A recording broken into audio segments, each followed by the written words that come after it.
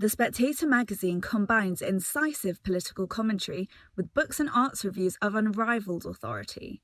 Stock up on your summer reading with a 12-week subscription, in print and online for just £12. Plus, we'll send you a copy of Spectator columnist Lionel Shriver's new book, The Motion of the Body Through Space, absolutely free. Go to spectator.co.uk/Lionel.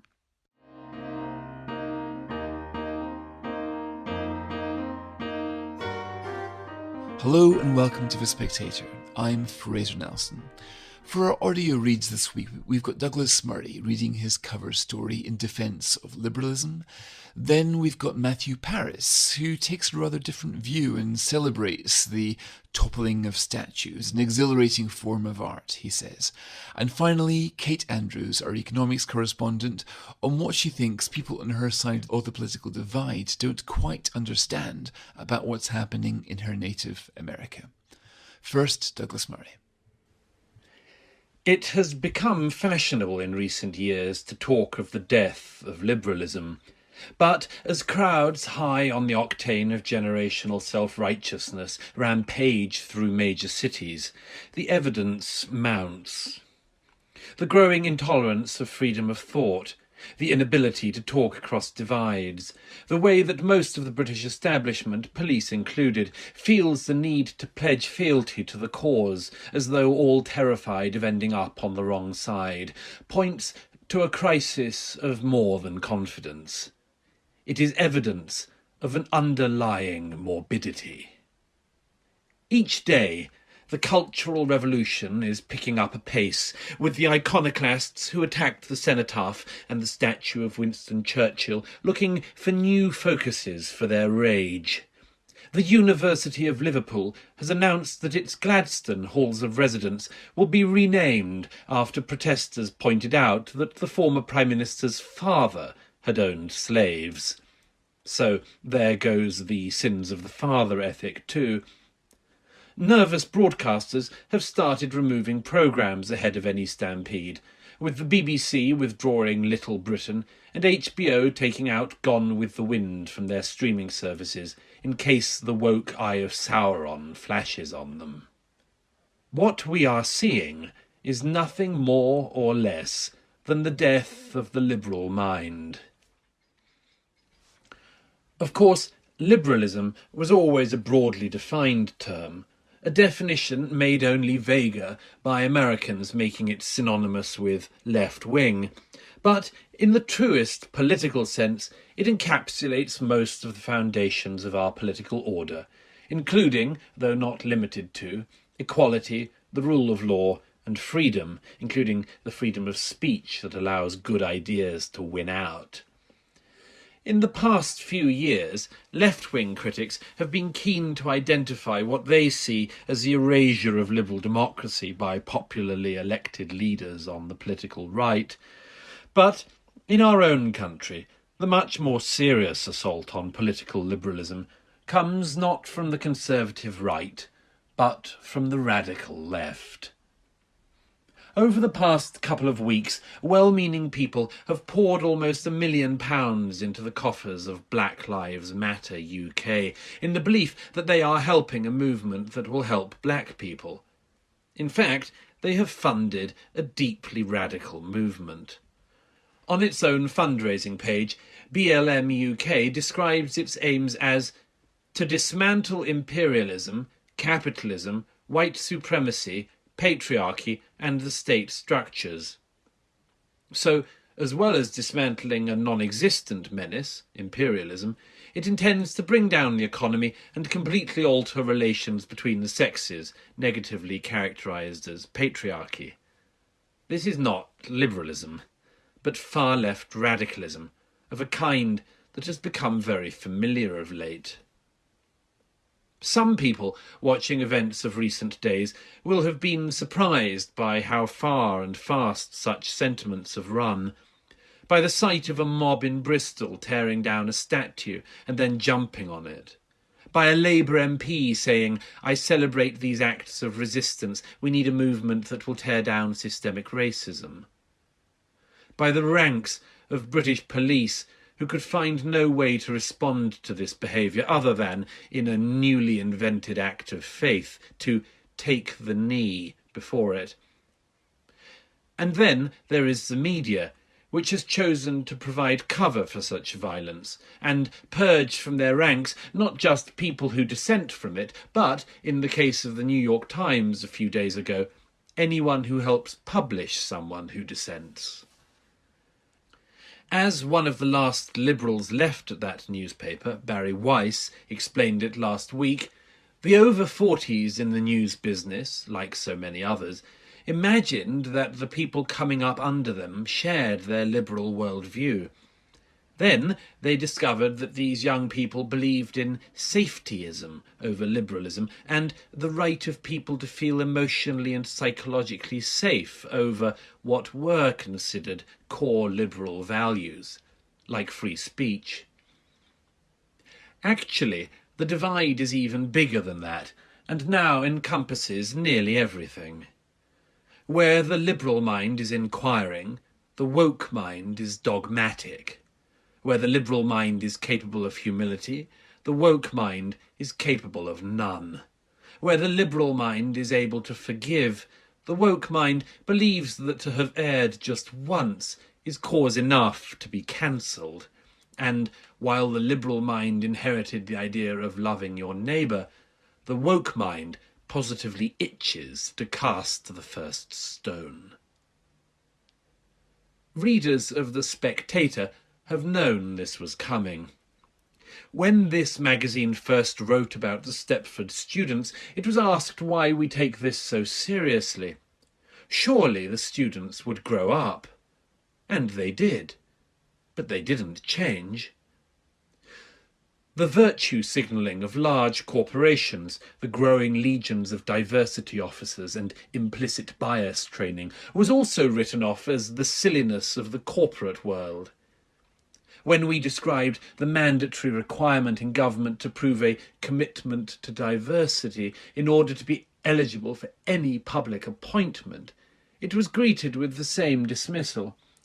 As the American journalist Andrew Sullivan, himself now seemingly muzzled, if not cancelled, put it 2 years ago, we all live on campus now.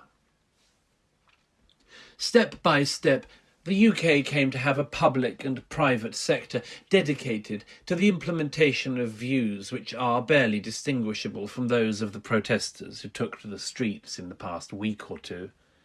It's an ethic which demands that our society play a set of impossible, unwinnable games of identity and privilege that not only subvert but end any idea of tolerance. All of this emanates from those who come out of university educated to loathe our society, believing it to be characterised by the oppression of certain groups by other groups, a shameful history and a shameful present. Today, these people head into professions where their language of aggressive superiority, educate yourself, is used to intimidate their elders, force everyone to agree with their point of view, and otherwise make themselves unsackable. As with all movements that catch, they aren't on to nothing. Inequalities and inequities do exist here, as in all societies. Reasonable people disagree about how to address this, but the new illiberal radicals do not share that worry. For them, every inequity that exists, financial, familial, social, neurological, is the result of the same thing: discrimination. A thing we must tackle, eradicate, and otherwise cleanse from existence. There's an awful lot of work to do. Even the woke analysis of history that now sees them scouring the land for more statues to assault is radically different from that of the liberal mind. Liberals understand that people in history acted with the knowledge they had at the time, and that the task of those looking back is to look on it with understanding, not least in the hope of being understood in turn. The woke mind abhors this. It knows that it is right, and that everybody before this year zero was a bigot. After the weekend's vandalism against London monuments, the capital's mayor, Sadiq Khan, announced that his Commission for Diversity in the Public Realm would sit in judgment on all racist statues in the capital. Within hours, the Museum of London had already brought in the cranes to remove an errant statue on West India Quay. In such ways has the free exchange of ideas about our past and present been replaced by a series of demands and assertions that demand everyone else's compliance. Silence is violence is one favoured line, meaning that if you do not agree with the radicals, you are perpetrating an act of violence. Naturally, this assertion comes from the same people who have spent a lot of time asserting that words, such as misgendering someone, are violence, while the violence of the past few days is not violence. It is on the lip of this trap that our representatives and public figures have teetered over the past week or two, unable to work out how they can avoid a step they intuit to be deadly. What they need to do is pause and fundamentally change the terms, basing their appeal not just on reason, but on a truly liberal spirit. It should be one which emphasises that the claims being made are unjust. It is unjust to portray the whole of American society in all of its complexity, as typified by a policeman who is awaiting trial for murder. And it is even more unjust to think that his actions reveal some deep truth about the British police or the British state, let alone everybody who is white. Equally, it is not just unjust, but vindictive to pretend that any contradiction of your worldview is merely a display of white privilege, white fragility, or white tears. Unwittingly or otherwise, those who use these terms subvert one of the last great additions to liberal thought, that aspiration expressed by Dr. Martin Luther King half a century ago. For when Dr. King talked about the need to judge a person by the content of their character and not by the colour of their skin, he gave us something that was not just a great moral insight, but, in an increasingly diverse society, the only solution. A year before his death, Dr. King gave a speech titled "Where Do We Go From Here?", in which he said, "Let us be dissatisfied until that day when nobody will shout white power, when nobody will shout black power, but everybody will talk about God's power and human power." The people who have come after Dr. King have spent their years busily inverting that dream. In the name of black agency, they try to deny white people agency. In the name of assailing white supremacy, they end up by asserting black supremacy. And in order to make up for the sufferings of people who are no longer alive, they demand vast wealth transfers today, based on racial grouping. It is hard to imagine a more divisive program, all carried out in the name of anti-racism. What they are actually doing is busily re-racializing our societies, which is how you come to the situation where a cabinet minister is quizzed on Sky News about the precise ethno-racial composition of the British cabinet, and certain anti-racists can be found on social media noting with disapproval the number of people of Asian descent in the cabinet. Any movement that says things are so bad that this whole thing needs to be pulled down should be encouraged to realise, before they have to experience it, the cost of what they are abandoning, and to remember the central truth about how much easier it is to pull down than it is to build. They must be responded to by people of every skin colour and background, with a polite but firm no. Not just because the things that they are attempting to pull down include the only things that are capable of holding us all up, but because if everything that got us here was so bad, then what we are living in wouldn't be so unusually good. That was Douglas Murray, and now Matthew Paris. I couldn't disagree more with Sir Keir Starmer.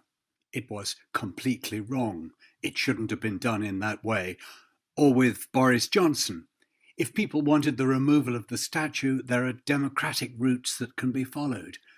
No, there was something magnificent about the sight of the Bristol mob throwing into the harbour the statue of a man whose trade was notorious for throwing 6 slaves with no monetary value into the sea. 1890s Britain raised that statue. 1890s Britain, the decade in which my grandparents were children, for heaven's sake, had only just closed the slave market in Zanzibar. And if you want to know more about that stain on our fairly recent history, read Alistair Hazel's enthralling, horrifying The Last Slave Market, Dr. John Kirk and the Struggle to End the East African Slave Trade. If we're entitled to feel pride at the achievements and virtues of our forebears, why should we not feel shame at their sins? If there is significance in erecting monuments to those we admire, who can deny the significance of tearing down monuments to those we don't? Be honest. The sculpting of a massive representation of Sir Edward Colston for public display was not an exercise in either history or biography. It was a salutation, plain and simple. And if 1890s Britain was free to raise a monument to a man whom many of the residents of Bristol wished to salute, 2020s Britain should be free to raise 2 fingers to a man whose memory their successors hate. Toppling that statue was not an attempt to erase history, as disgruntled Conservatives like to mutter. Of history, the moving finger writes, and having writ, moves on. Nor all thy piety nor wit shall lure it back to cancel half a line, nor all thy tears wash out a word of it. No, that statue was not about history, but estimation. Our era is entitled to its own response. Far from this being a writing out of history, it was a writing in of history. History is what happened. How dreary, then, to recommend that instead of letting people show their passion unbidden and unminuted, the statue should instead have been demoted by a deliberative committee of municipal worthies, followed by the sending of a van with council workers in high-vis jackets and the dispatch of the bronze to some dull and unvisited corner of a museum somewhere. Sir Edward went out not with a whimper, but with a bang, and the video of that statue going into the harbour is now already in the modern museum that is the internet. That day has become itself history. History made not by an item on the agenda for councillors and bureaucrats, but by the impulse of an angry crowd. Watching the videoed scene of the mob toppling the bronze Sir Edward over the quayside last week, I felt a kind of thrill at the beating heart of human beings responding viscerally to a piece of art. The statue, of course, was no more than an item of fairly unexceptional art. It served as proxy, as heroic sculpture does, for its subject, in this case, Sir Edward. But then, serving as proxy for the things it may represent is what a great deal of art is all about. Just as it is good when art lifts, inspires, ennobles, and pleases us, it's good too when art infuriates, hurts, or inflames. Good in both cases because art has engaged. As something in me resonates at people's rage against a material object serving as proxy for what they hate, so I also thrill to people's rage against art itself, art they do not like, for this too is a function of art, to engage. In November 1954, on his 80th birthday, Winston Churchill was formally presented with his portrait by one of our most notable 20th century artists, Sir Graham Sutherland. The painting, in my view a masterpiece, is of a figure at the same time peevish and heroic, obdurate and defiant, fat, bull-necked and irascible, with a hint of hurt in the eyes. The portrait is completely and infuriatingly him. His political enemies tended to think it was rather good, his friends mostly took the other view.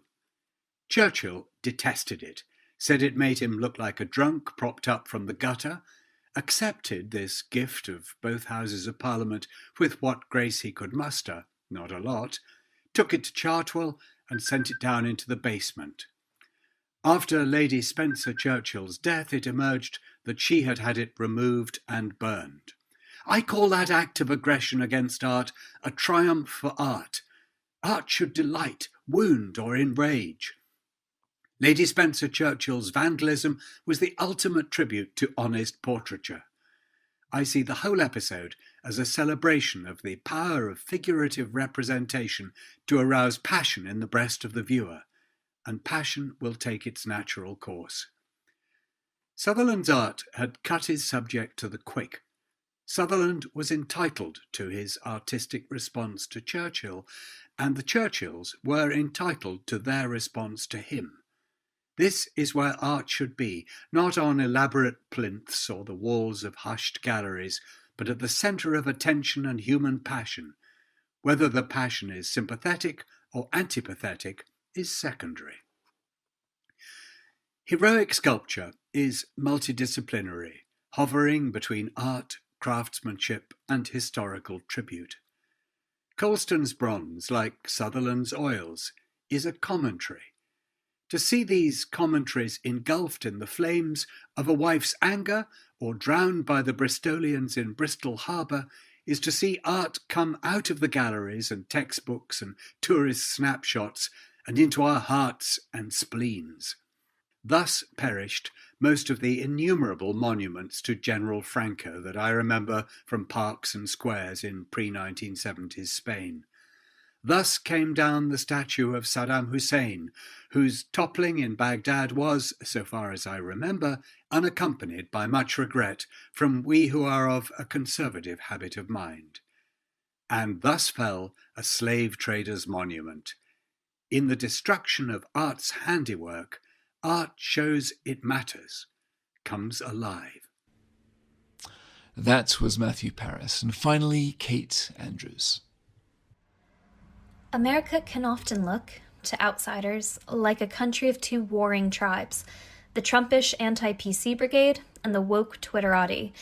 Such divisions certainly exist. Our broadcasters are party political, and partisanship is deeply entrenched in America's two-party system. It's tempting to see the scenes in recent weeks as the continuation of tribal warfare by other means, but the truth is far more complicated. America has the most militarized and aggressive police force in the Western world. The country's legacy of rapid expansion, combined with vast geography and open landscapes, engendered a sense of lawlessness early on, and a need to be protected from it. This has led to an implicit social contract. Police need to be armed to match the criminals they're dealing with. It's the price for keeping the country safe. When the police bought vehicles that looked like tanks, or dressed as if they were off to war, we didn't ask questions. In theory, you knew it must go wrong sometimes. But what did going wrong look like? Who did it affect? It was hard to imagine. No longer. The ubiquity of smartphones means misdeeds are now filmed and shared instantly. We see America's police officers treat low-level offenders and even innocent citizens with the same force and aggression you would expect to see used against the most violent criminals. Black Americans feel the overwhelming brunt of the brutality. When the system goes wrong, they suffer the most. It's a common trap to glance at cherry-picked statistics and say nothing to see. Black Americans are no more likely to be shot by police than they were 5 years ago. Most who were shot were carrying guns. 14 of the 55 unarmed Americans shot by police last year were black. But despite accounting for 13% of the population, African Americans make up more than a quarter of the 1,000 fatal police shootings that take place each year. An unarmed black man is 4 times more likely to be fatally shot than his white counterpart. Over the past 2 decades, nearly 30,000 Americans have been registered dead at the hands of police. Causes of death include tasers, strongholds, and head injury. There is now growing awareness of these tactics, and it's forcing us to ask, are we okay with this? George Floyd was killed by a cop's knee shoved into his neck for nearly 10 minutes. He died by asphyxiation, not a gunshot, so his death wouldn't be registered on the fatal shootings list. But it registered with the nation, showing how out-of-hand police brutality is in America. It fits a trend. Earlier in lockdown, Ahmaud Arbery, a 25-year-old black man, was shot dead by a former policeman and his son while out jogging in Georgia. Then there was Elijah Tufano, 14, punched and roughed up by a California cop for possession of a cigar.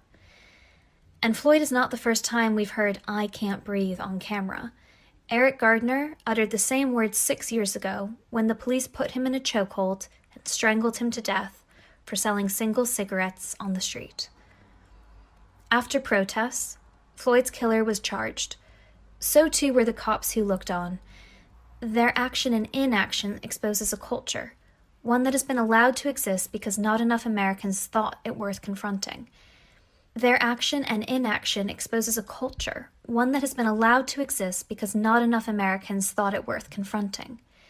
And of course far-left protesters have joined the marches, but to focus on them is fundamentally to misunderstand what's happening.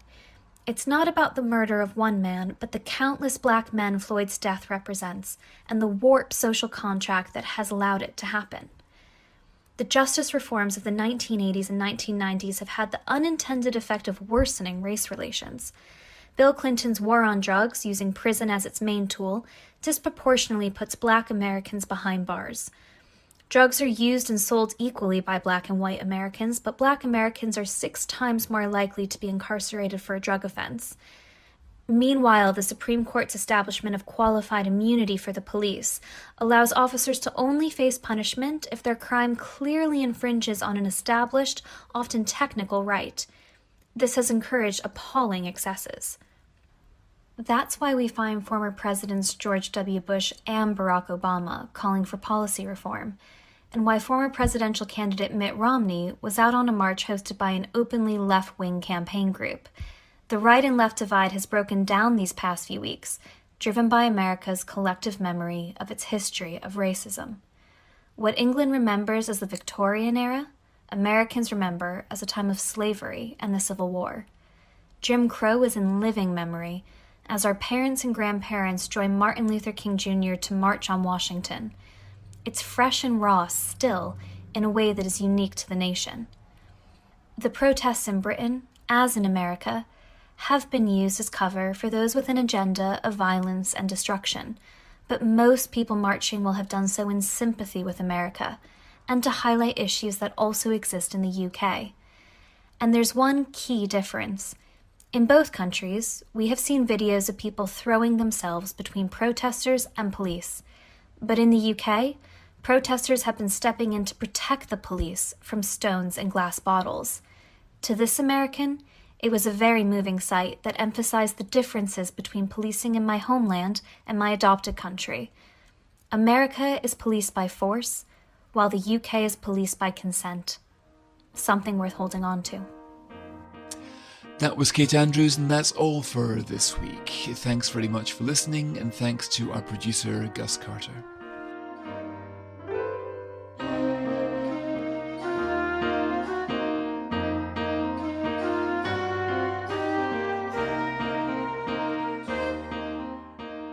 The Spectator magazine combines incisive political commentary with books and arts reviews of unrivaled authority. Stock up on your summer reading with a 12-week subscription, in print and online for just £12. Plus, we'll send you a copy of Spectator columnist Lionel Shriver's new book, The Motion of the Body Through Space, absolutely free. Go to spectator.co.uk/Lionel. We say, and I ask you to say with us, lift up your voices in this great meeting in the heart of England, and to all the world a message: England lives and marches on.